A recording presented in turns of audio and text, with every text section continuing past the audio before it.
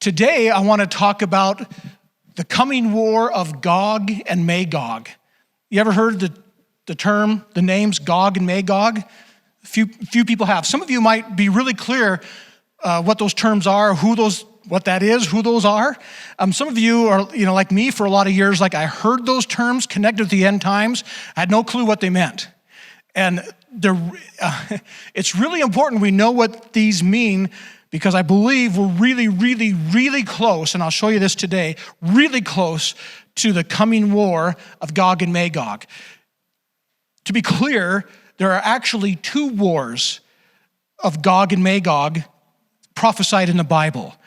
There's one in Ezekiel 38 and 39. That's the one we're going to look at today. That's the impending war. I'll show you today, I think we're right at the precipice of that war. That's in the Bible. Now, there's another war towards the end of Revelation, I think Revelation chapter 20, Gog and Magog. And that is after the millennial reign of Jesus Christ. So Jesus comes back to earth, he sets up his kingdom here on earth, and we live with him for 1,000 years while Satan is bound. At the end of that 1,000 years, the Bible says, he's loosed for a short time. And he gathers people who have come against God, people who lived through the tribulation, people that hadn't died and been resurrected. And there'll be people born during that time to those people. Satan is identified as Gog in that war. And he will lead nations of people who are against God in one final battle, and he'll be cast away forever. That's not the message, but I just want to give you some background of what's going on. So to help you understand as we read along, here's point number one today that'll help you understand. Gog is an anti-God world leader, and Magog is the nation or nations that he leads.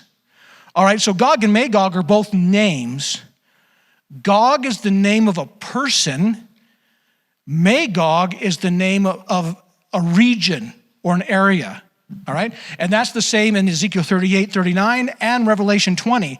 So he's like, well, why didn't he just say Satan? Well, it does say Satan will lead the rebellion of Gog and Magog, and they call him Gog. Gog is basically that sort of anti-God attitude, that anti-God push against anything that has to do with Jesus Christ. And so there's two of those wars, but the other one is, it's at least 1,000 years away, or 1,007 years away, at least, and probably more. But the one in Ezekiel, the Gog-Magog war in Ezekiel 38 and 39 is really close. So we know that, well, we're pretty sure that the Gog-Magog war that we're going to talk about today, Ezekiel 38 and 39, is before the tribulation, because apparently there's no temple in Jerusalem.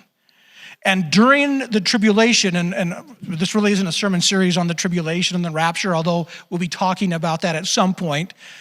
We're really talking about, okay, what's leading up to all that. During the tribulation, in the middle of the 7 years, the first 3.5 years are going to go pretty well.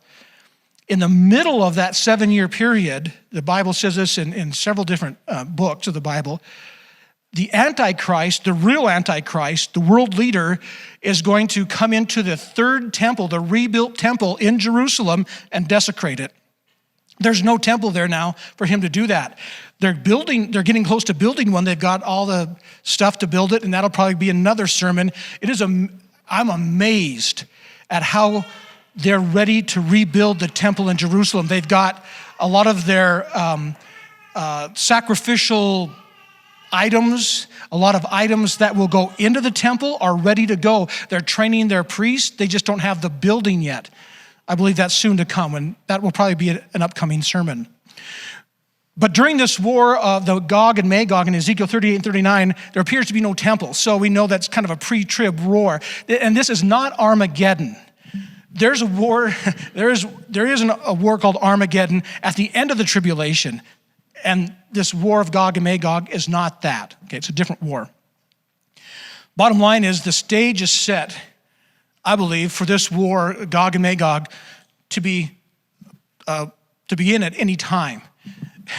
And I know you might be thinking, why do we have to come to church and talk about war? I mean, everything's so depressing already. Why do we have to talk war? Why can't we talk about something happy? And I get that, but here's the deal. If we don't understand what's going on, it's just going to add to the anxiety. It's going to add to the fear. And we're like, what's going on? It's like, but if we know, it's like, here's what's going on. God's got it. God's got it handled. And so that's why we're taking time to do this. So I'm going to read, we're going to actually read all of Ezekiel 38, not at one time. We're going to break it down because I don't want to miss stuff, and I don't want to just, opine a lot. I want you to see it in his word, help you to understand it. So Ezekiel is a prophet of God, and he was, 600 years-ish, 500-600 years before Jesus Christ, all right? So that's when he's prophesying. So the nation of Israel is in ruins. They've all been packed away. Everything's torn down. The temple's torn down. There really is no Israel anymore. And again, as backdrop, in Ezekiel 36, which we looked at last week, God prophesies through Ezekiel the rebuilding of the nation of Israel, which we know happened officially on May 14th, 1948. And if you want to know when the end times clock started ticking, that's the date, May 14th, 1948. If you want to go back and look at last week's sermon, that explains all that. It's on our website, newlifefairfield.com, also on our church app, I think. So anyway, that explains all that. So I'm not going to recover all of that. So that's Ezekiel 36. He's prophesying that the nation of Israel is going to be reborn. It didn't happen for 2,600 years, but it happened in some of your lifetime. So now we're in Ezekiel 38. Starting in verse 1, the word of the Lord came to me. Son of man, set your face against Gog, that's the guy, of the land of Magog, the chief prince of Meshach and Tubal. Prophesy against him and say, this is what the sovereign Lord says. I am against you, Gog, chief prince of Meshach and Tubal. I will turn you around, put hooks in your jaws, and bring you out with your whole army, your horses, your horsemen fully armed, and a great horde with large and small shields, all of them brandishing their swords. Persia, Cush, and Put will be with them, all with shields and helmets. Also Gomer with all its troops, and Beth Togarmah from the far north with all its troops. The many nations will be with you. Get ready, be prepared, you and all the hordes gathered about you, and take command of them. After many days, you will be called to arms. In future years, you will invade a land that has recovered from war, whose people were gathered from many nations to the mountains of Israel. He's talking about 1948, which had long been desolate. They had been brought out from the nations, and now all of them live in safety. That's where they are right now. Verse 9, you, talking to Gog, and all your troops and the many nations with you will go up, advancing like a storm. You'll be like a cloud covering the land. All right, so if you want to keep notes, I've got them in your bulletin if you want to keep along. It's also on on our app. But I put that because a lot of you kind of want to like, what do you say? What do you say? And so you can fill this in. But so here's number 2. In what we just read, God is against Gog, right? We know that. And he entices him into war against Israel in the last days. He says, I'm going to put hooks in your jaw and drag you into war. Now, if you know the character and nature of Jesus, of God, Jesus is God. If you know the character and nature of God, he doesn't mess with people's free will. And he doesn't make people do bad or violent things. But he uses bad and violent people for his his will to be done. Quick example, and I try not to go off in too big of a rabbit trail. A lot of people are confused in the Old Testament when it says God hardened Pharaoh's heart. Have you read that? Like during the captivity and they letting the nation of Israel free in the time of Moses, it says God hardened Pharaoh's heart. And people are like, oh, I hope he doesn't harden my heart. He's not messing with your free will. Here's how God hardened Pharaoh's heart.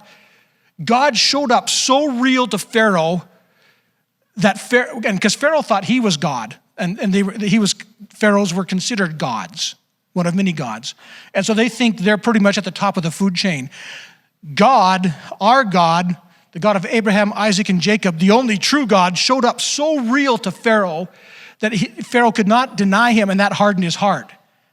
It's like sometimes when God shows up so real to people, they're either like, okay, that's so real, it's either yes or no. Either there's no denying that he's not real, so either I'm with him or I'm against him. And people are forced to make that decision. Now in the U.S., a lot of people have not been forced to make that decision because we've been living a pretty cushy life. But in a lot of places, and what's going to happen here, God shows up so real is that people are like, okay, he's real. Now you would think that everybody go, okay, he's proven himself real, so therefore I'm going to follow him. Not everybody does that. In fact, a lot of people won't. A lot. Millions. Hundreds of millions are going to say, no, you know what? No. And they're going to be hardened. Not because God tweaked with their free will, but because he just showed up as real.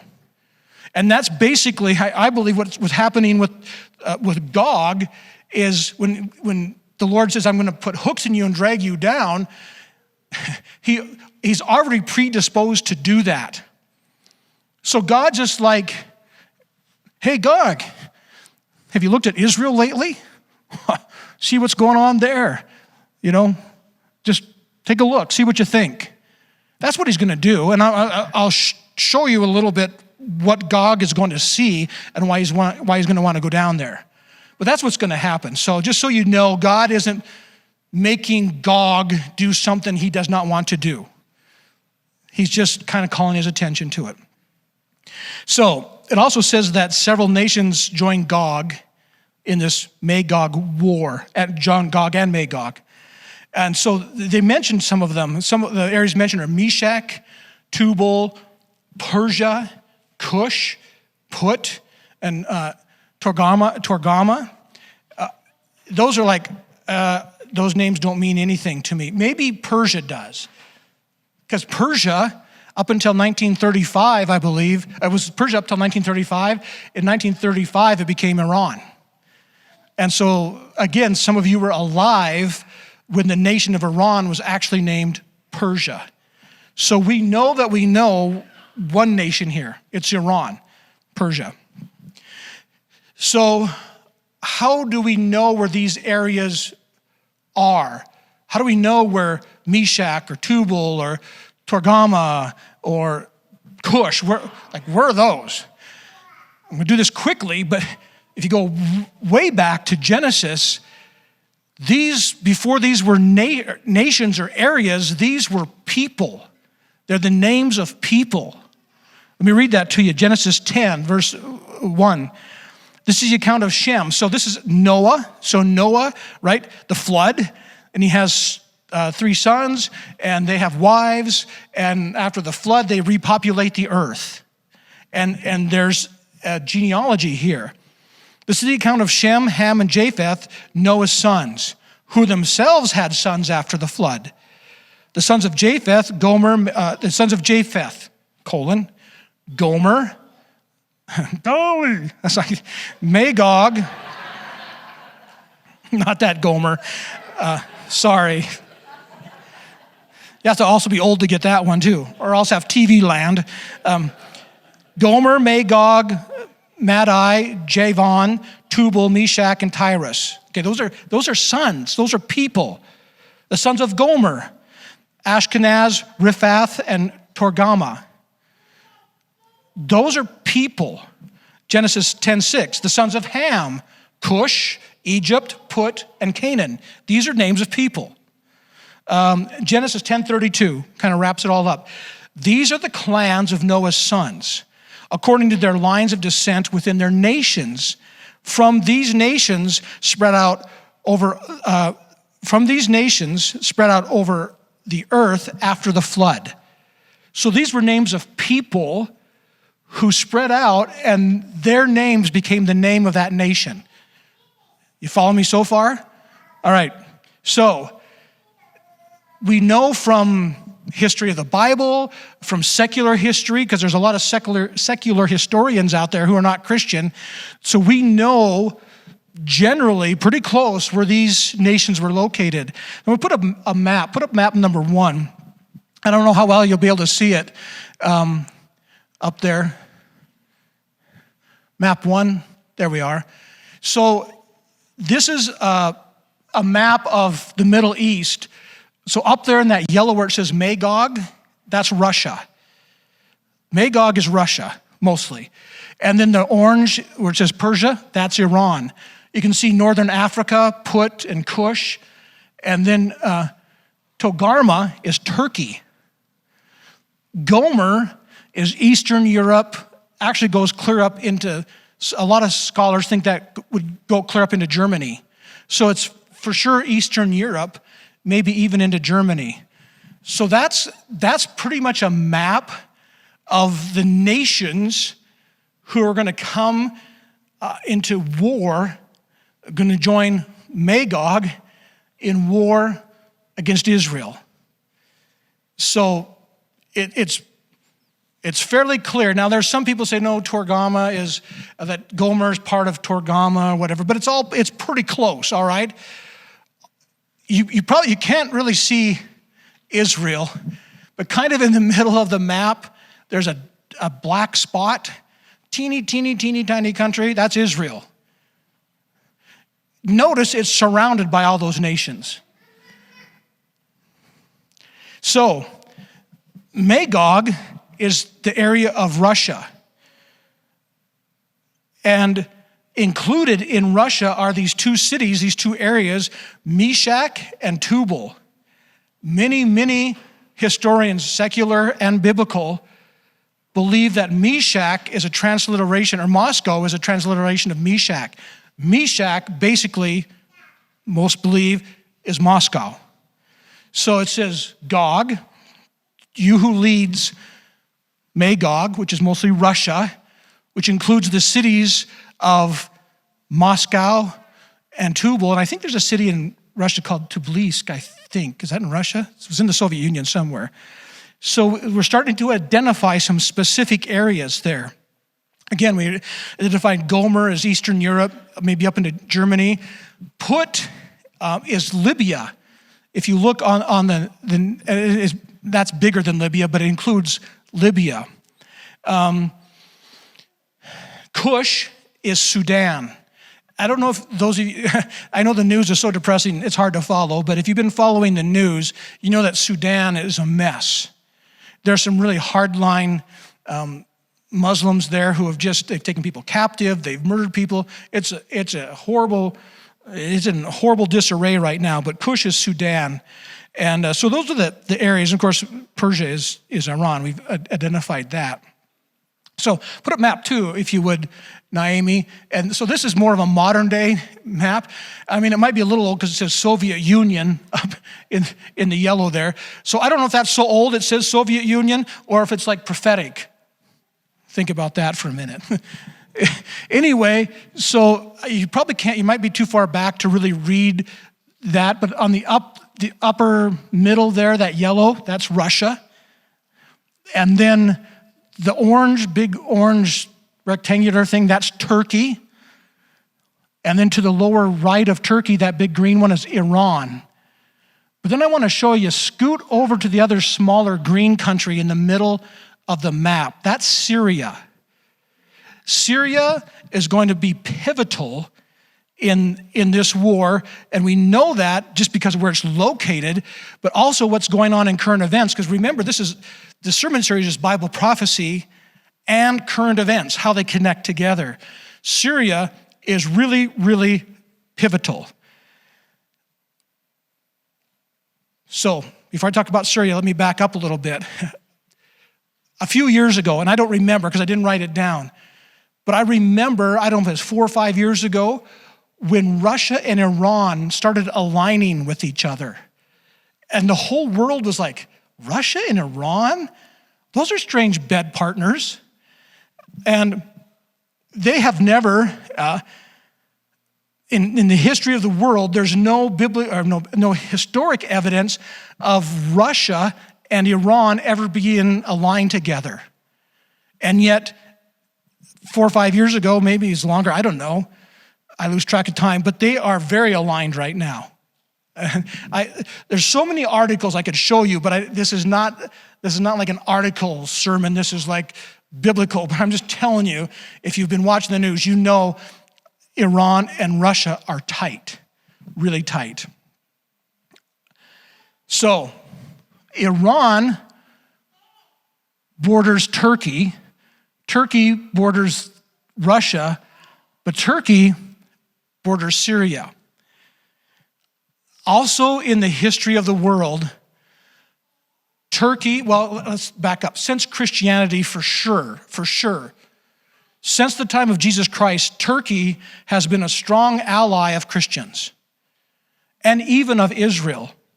Turkey was always dependable to help defend Israel. And the United States, Turkey's a NATO nation. And we could always depend on Turkey to tell the other Middle Eastern people who are trying to attack Israel, like, back down, boys. Because Turkey has a pretty formidable army, and they're strategically located. Turkey is going to be needed for any country to get to Israel. Can you see that on the map? You can. In the last several years, Turkey has become an extremely volatile country and it's been Islam for a long time, but the Muslims that are there are very militant.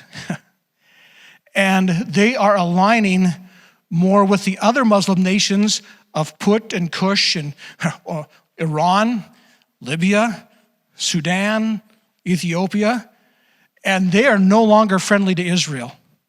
No longer. In fact, the president of Turkey, last name Erdogan, said this recently. This was May 6th, headline in Newsweek, and I'm not a big Newsweek fan, but this is what they reported. Headline, Russia tells U.S. only their troops are welcome in Syria. In other words, Russia's saying, hey, U.S., you are not welcome in Syria. We are. Right now, there are, I don't know how many, lots and lots and lots of Russian troops in Syria, have been for several years now, to help with the Syrian civil war. Syria is a mess. And so Russia's there to help. I don't have the picture. I couldn't snag it because it was on a video. And I just saw it like a day ago from Amir Safardi, who's with Israel. Anyway, doesn't matter. There's recent satellite photos of supersonic Russian bombers in Syria. They're there. And we know there's lots of other like tanks and artillery. You've heard of Hezbollah? They're in Syria, being funded by Iran. Hezbollah, this count just came out. They have 140,000 rockets stockpiled in Syria. 140,000. Just a few weeks ago, Israel was being bombed from the Gaza Strip by Hamas, who's different than Hezbollah, but they participate. They fired, I think, 4,000 or 5,000 rockets. That was a test run to see how many rockets will it take to overwhelm Israel. Okay, we got the answer. It's 5,000. I mean, they didn't get overwhelmed, but there are a few that got through. So Hezbollah has been stacking up these rockets on the southern border. You can read this anywhere. Incredible news sources. Iran is The money that the U.S. is giving Iran, they're giving Hezbollah to build more rockets to put on the southern border of Syria right next to Israel. So Syria is such a mess, like, oh, we don't know what's going on. Russia, like, well, we're here to help you, and Iran will help you. So right now, Syria is jam-packed with Russian troops and Iranian troops. Now, why are they that interested in Syria? No, they're not interested in Syria. Syria is a mess. They're interested in Israel for different reasons that we're going to talk about this in a minute.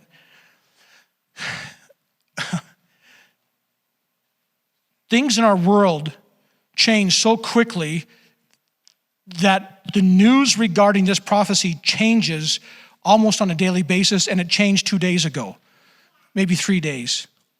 Over the last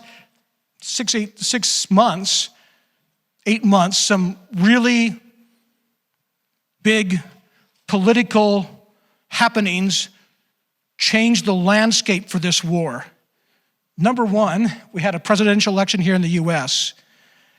Our previous president, number 45, well, back up, number 44, drew a line in the Middle East in Syria and said, you cannot cross that line. And they crossed it, and nothing happened, all right? So 45 comes along, and he doesn't have to draw a line. They're just like, don't mess with that guy, he's crazy. I don't mean that in a disparagement, but you know what I'm saying? It was kind of like when Ronald Reagan was president. Here's your hostages, take them, please don't hurt us.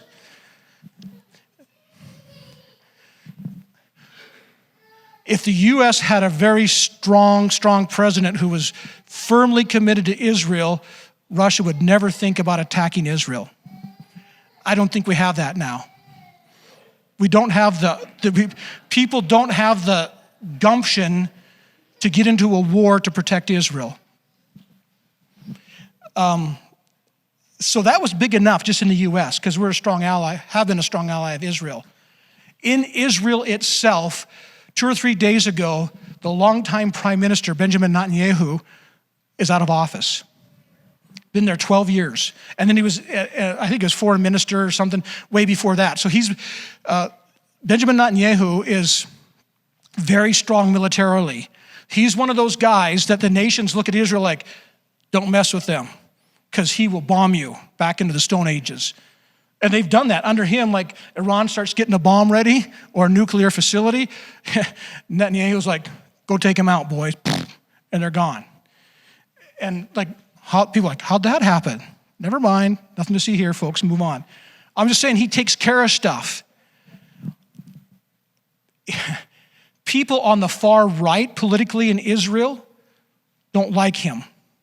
People on the far left really don't like him. Really don't like him. And so what happened, and I don't want to spend a whole bunch of time on this, but basically what happened is this past week, Netanyahu, because it's prime minister, he has to form a government. There's so many parties. There's 6 or 8 parties in Israel.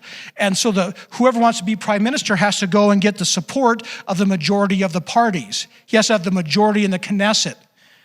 And Netanyahu couldn't get it, he couldn't put it together. He came really close, but the people on the far right and the people on the far left said, no, we don't like you. And so the far right and the far left made a coalition. Who'd have thunk that? It includes 6 members who are Muslim from their own party. And they made a coalition to pick their own prime minister to oust Netanyahu.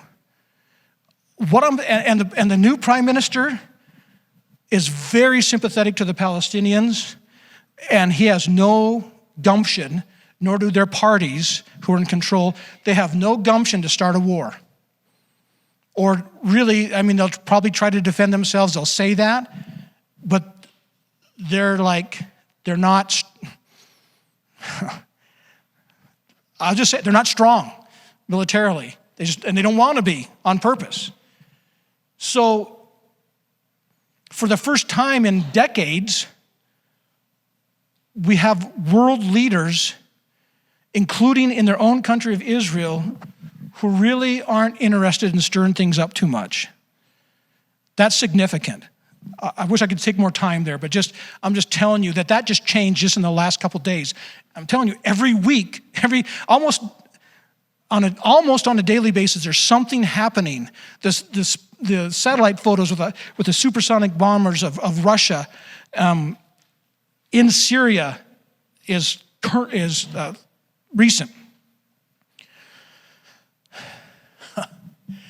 So when this war happens, our U.S. president, whoever that may be when this war happens, is either going to be weak or he's really going to understand Bible prophecy. One or the other. Because the U.S. doesn't appear to be involved in this war. And so it's either like a president's going to I ain't messing with that, or there could be, I think it's a stretch, there could be a president at some future point that says, yeah, that's not good, but I know the Bible, and God's doing this, and God's going to win this war. We'll see this in a minute. So we'll let God do his thing. So that's one of two things that could be going on there. Okay, time to move out of the political thing and move on here. But it's political, right? But I mean, it's spiritual, but anyway. Ezekiel 38, verse 10. This is what the sovereign Lord says. On that day, thoughts will come into your mind, and you will devise an evil scheme. He's talking to Gog, the leader of Russia. You will say, I will invade a land of unwalled villages. I will attack a peaceful and unsuspecting people, all of them living without walls and without gates and bars. I will plunder and loot and turn my hand against the resettled ruins and the people gathered from the nations, rich in livestock and goods, living at the center of the land. Sheba and Dedan and the merchants of Tarshish and all her villages will say to you, have you come to plunder? Have you gathered your hordes to loot, to carry off silver and gold, to take away livestock and goods, and to seize much plunder? All right, let's break this down a little bit. Number 4, Israel will be regathered as a nation and will be living in peace when Gog attacks. All right, so it doesn't mean that they might not send a few bombing missions to take out a reactor or something like that, but generally it's going to be unsuspecting. It's like, why are you attacking us? We've been nice to you. Whatever. Again, we know that this war has not happened yet because it has to happen after 1948. Because the nation has to be regathered, but it has to be before the third temple's built. So we're right in that time right now. Oh, by the way, the third temple talks about rebuilding, prophesied in Ezekiel 40. But we're not there yet. 38 and 39 comes before 40. So Russia comes for plunder. Number 5, Russia will invade Israel for economic reasons. Verse 12, God says, you will say, I'm going to plunder. I will plunder.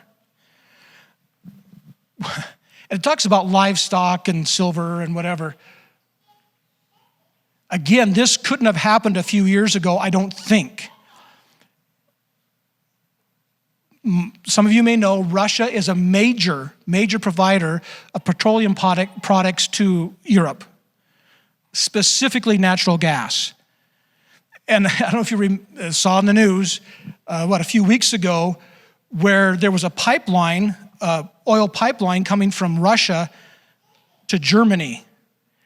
And the previous administration, President 45, had got it stopped because he knew that Russia would get the hand on Europe and control them with the supply of oil. When the current administration came in, they lifted that. You may have saw that in the news. So that pipeline's going in. It's going to be done soon. Russia is a big deal in oil and gas. In just the last year or two, Israel has become a big deal in gas, mostly in the last year. They have discovered, let me read this to you. This is out of Forbes magazine. Okay, this is from 2 years ago. Forbes magazine 2019. Israel was always thought to be bereft of any energy resources, right? Israel doesn't have any energy. All the other nations have it. Saudi Arabia has all the oil. Israel doesn't have any of that. But in 1999, a US-based Noble Energy and Israel-based group discovered some gas. In 2009, they discovered 10 trillion cubic feet of natural gas, 10 trillion with a T of cubic feet of natural gas, and that was the smaller find. Recently, they've discovered 16 trillion cubic feet of natural gas in another field. This attracted world attention. That's a lot of natural gas, and there's oil there. By the way, and I'm just going to take a little. I know is this interesting, or are you falling asleep? Are we good? Okay. Can I show you what was prophesied about oil and gas being found in Israel? Like 4,000 years before they found it, or 3,500 years. There are a lot of verses. I'm going to give you 3 scriptures. There's way more than that, but time, right? Isaiah 43:5. This is God speaking. I will give you, he's speaking to Israel, I will give you hidden treasures, riches stored in secret places, so that you may know that I am the Lord, the God of Israel, who summoned you by name. So God says, I've stored some secret things in secret places for you. It's like, ooh, what is it? Deuteronomy,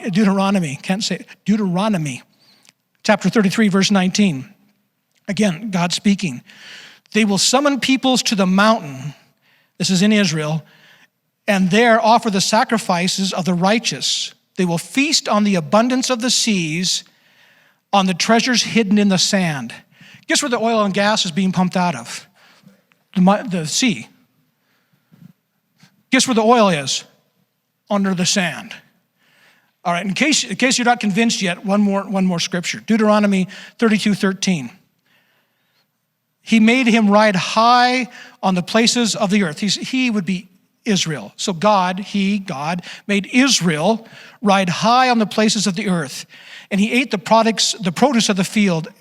And he made him suck honey from the rock and oil from the flinty rock. Oil was not a deal until what, the late 1800s? So how did somebody 3,500 years before, when oil isn't even like petroleum oil, is like, we don't know what that is?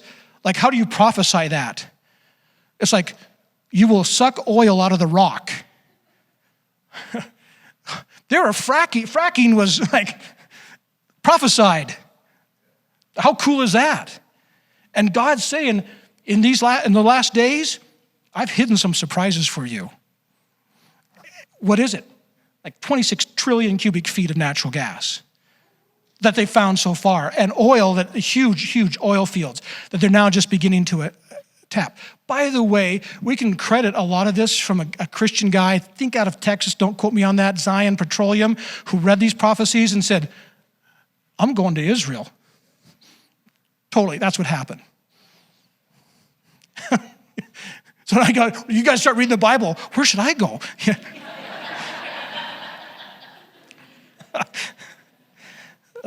You're going to be taken care of really well right here.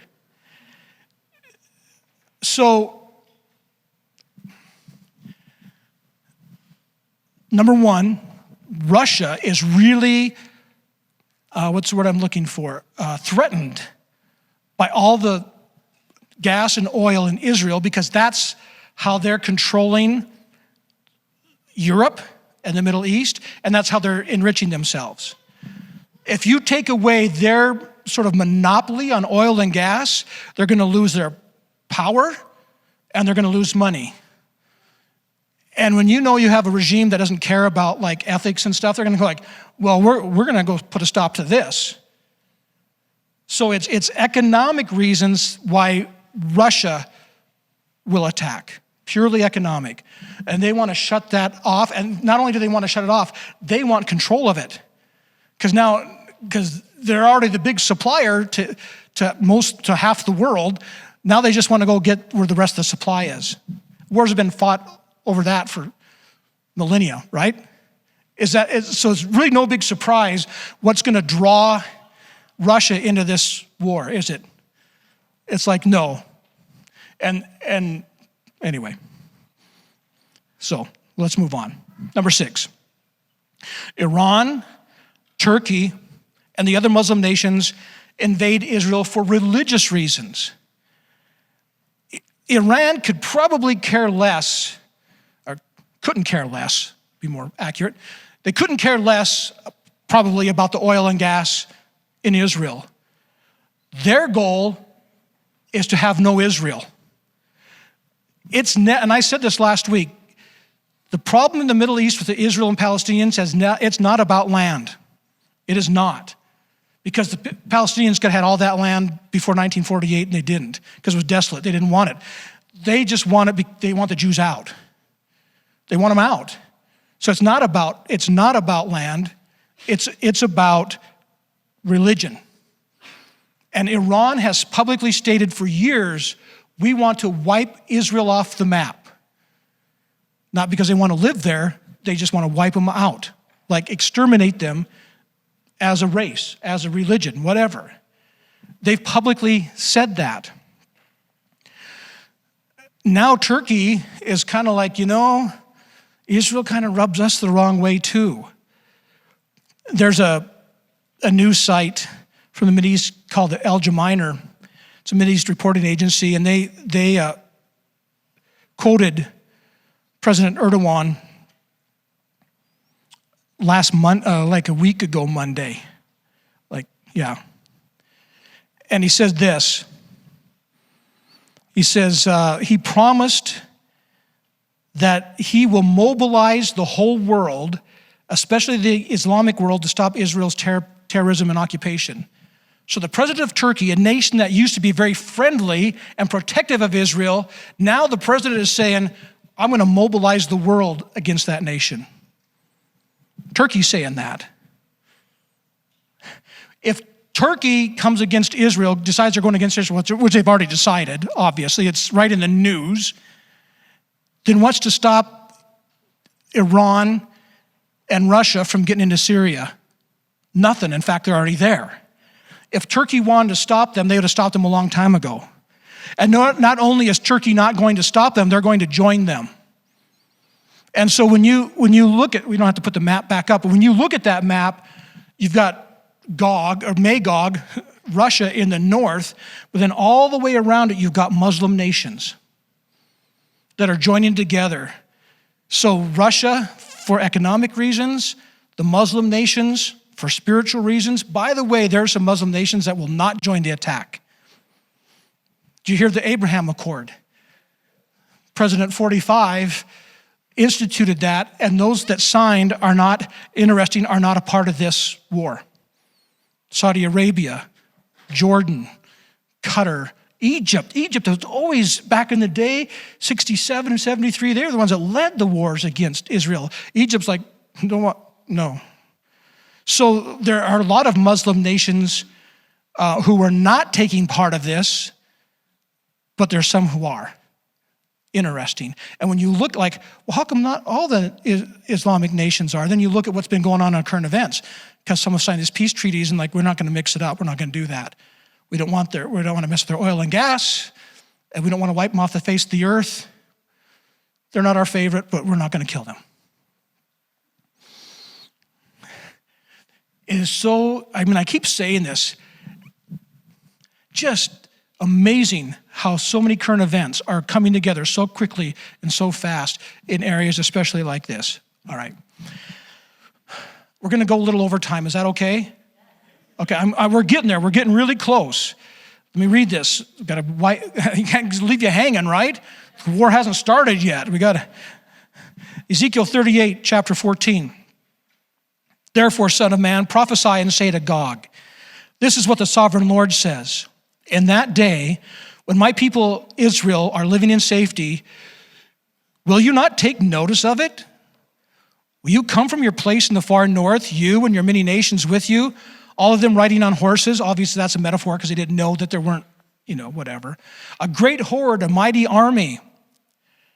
You will advance against my people Israel like a cloud that covers the land. In days to come, Gog, I will bring you against my land, so that the nations may know me when I am proved holy through you before their eyes. Oh, don't you love God's war strategy? Oh, this gets better. Allow me to keep reading. This is what the sovereign Lord says. You are the one I spoke of in former days by my servants, the prophets of Israel. At that time, they prophesied for years that I would bring you against them. This is what will happen in that day. When Gog attacks the land of Israel, my hot anger will be aroused, declares the sovereign Lord. In my zeal and fiery wrath, I declare that at that time there shall be a great earthquake in the land of Israel.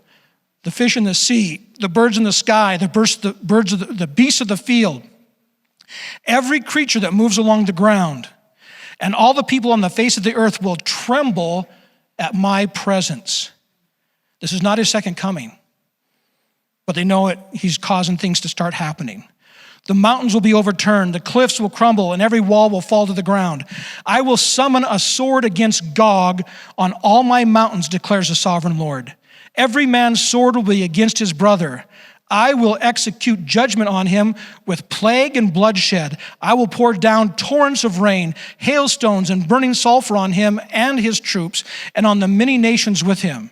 And so I will show my greatness and my holiness, and I will make myself known in the sight of many nations. Then they will know that I am the Lord.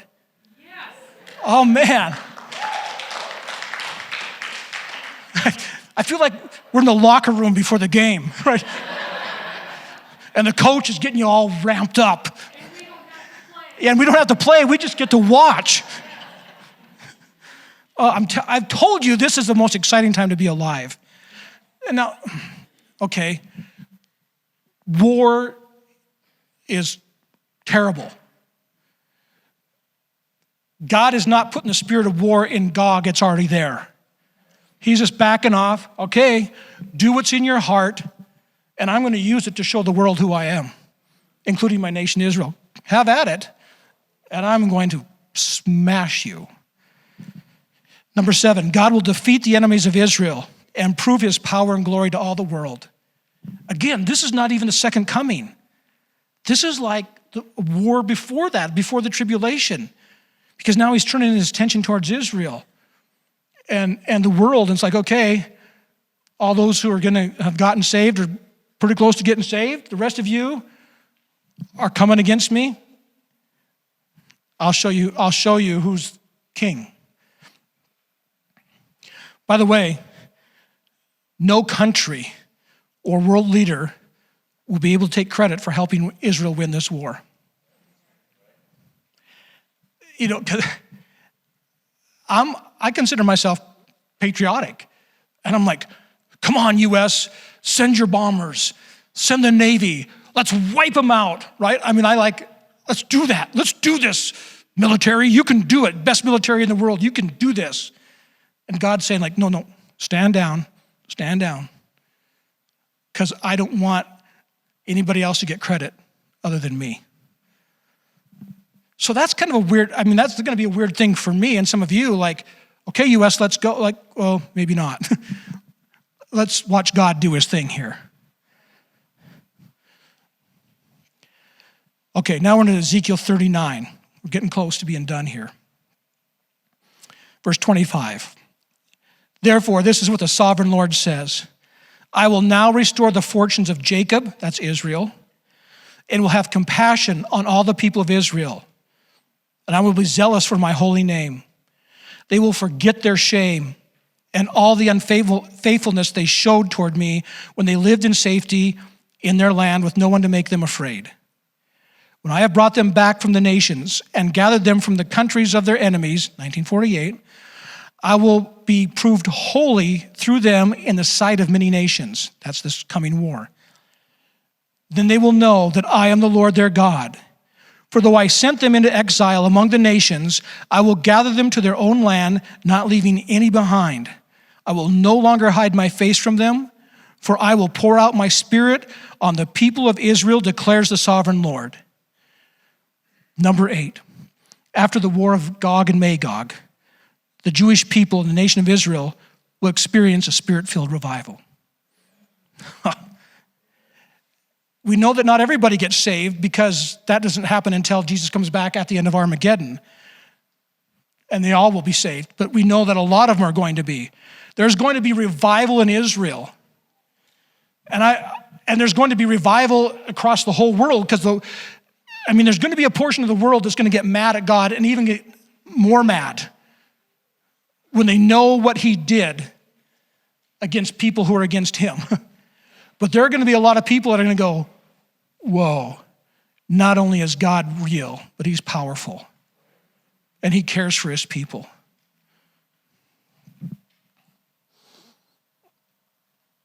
I know we're over time. I just feel like I need to say this. I'm going to try to do this quickly. It's not in my notes, but that scares you, I know. A few years ago, I was reading in Revelation about the new heavens and the new earth. And in the past, it's like, God, couldn't you just let everybody in? I mean, maybe the really, really, really mean, ugly people, not ugly looking, but the violent, maybe not those people. But couldn't you just, I'm just thinking because it talks about the gates, they can't, be. Well, anyway, and I just felt like the Lord spoke to me. He said, read what it says here. There'll be no more sadness, no more death, no more tears. People won't be lying to each other and hurting each other. He's going to make a safe place. That's a buzzword. I didn't mean you know what I'm saying. He's going to make a safe place for his kids, us, to live with him forever. And he's not going to let people in who are going to jeopardize that. God has given people in the history of mankind, you see God smoking people, right? Well, he sure seems like an angry God. Yeah, after centuries of giving people a chance, and when those people come against his kids, I've given you centuries of chance to back off of my kids. You've not listened to me. You've only gotten more violent, more hard. There's nothing more. I'm going to stomp you out. Thanks, Dad. Really, thank you, Dad. Because he's going to take care of you. You're the apple of his eye. And he is going to make sure that there's not going to be people who are, for eternity, going to be a thorn in your side. They're going to be bringing yucky stuff into eternity. And he's given people chance after chance after chance. And finally, it says his holy anger is going to, I've had it up to here. You, Gog, have been thumbing your nose at me, and you and your country and your leaders for centuries. You won't acknowledge me as King of Kings and Lord of Lords. I'll show you who is King of Kings. And he's not doing it just to be angry. He's doing it out of his love for us and his people, because we're grafted into Israel. That's another nation, another sermon. Just feel like I need to say that, because when you look at this, God, why are you doing that? But all he comes down to it is because of his love for his people. And he's not going to allow people who are constantly coming against him in rebellion to jeopardize eternity with him in a perfect place. It says, when these things begin to take place, stand up and lift up your heads, because your redemption is drawing near. I keep feeling like the Lord has been saying this past week, people aren't ready. I've heard it over and over. People are not ready. Get them ready. Get them ready. I think he's talking about Christians and non-Christians. I think there are Christians who are asleep at the wheel, who are complacent, who don't understand the times we're living in. We're getting into crunch time. We're getting into the final stages of labor. That's what's going on in our world. That's why there's all the bumping and shaking and writhing and stuff. We're in labor. God's creation is in labor and about to deliver something beautiful and amazing. It was not going to be without some pain and some trials and some tribulation. But lift up your head, because don't get caught, don't get sucked down into that. Lift up your head, he's coming. He's coming soon. These are his signs. And I'm going to make sure I'm ready. I'm going to make sure my family's ready. I'm going to make sure my friends are ready. So it's time for us to wake up so we know how to pray and we know how to speak prophetically when these things start happening. We're going to prophesy to the leader of Gog. Gog, bring him on down, because you're going to see something. You're going to see that you're not all that. God's all that. Lord, thank you for revealing at least parts of the future that revolve around your return, so that we don't have to live in anxiety, so that we don't have to live in fear, that we can actually start to get excited that we're about to be with you forever in a perfect place. But Lord, we need to wake up. We need to be ready. I pray for anyone here who has not really accepted you and received you, that would happen today. Lord, I pray for family and friends that we love who might not be ready, that you give us the right words to say, that you would draw them close to you, Lord, that you would bring them to a place of salvation so that we don't have to be fearful for them either. So Lord, we thank you for salvation. We thank you for loving us. We lift up our heads to you now and look to you, the author and perfecter of our faith, Jesus Christ. Amen.